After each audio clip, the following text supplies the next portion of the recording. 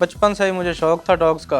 इतना महंगा तो नहीं है, अच्छा शौक है। जर्मन वो हमने रशिया से इंपोर्ट करवाए थे, तो वो हमें तकरीबन 5-5.5 लाख के पड़े हैं। और ये इस हस्की का पेयर हमें तकरीबन 6-7 लाख का पड़ा है। गर्मियों का मौसम इनको बर्दाश्त नहीं है, तो सर्दी गर्मियों में हम एसी वगैरह इनको प्रोवाइड करते हैं, तो ये ठीक रह जाते हैं, कोई इशू नहीं होता।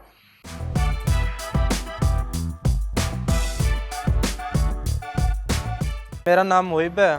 पहले तो लोकल पाकिस्तानी ब्रीड्स रखी, अब ये 2 जर्मन शेफर्ड हैं, ये रशिया से इंपोर्ट करवाए हैं।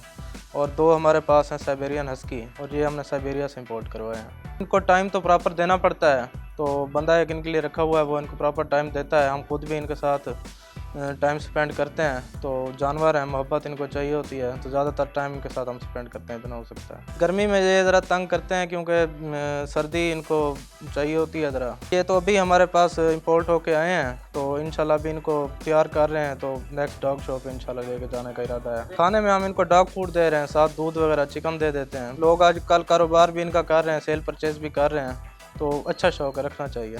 बच्चा पालो तो ज़ाहिर सी बात है, इंसान के साथ बड़ा छोटा वहीं पे होता है, बहुत जल्दी हो जाता है। बड़ा डॉग हो तो उसको 1-2 मंथ ज़रा सेट होने में लग जाता है। जानवर जो है ना, ये मांगते हैं प्रॉपर केयर।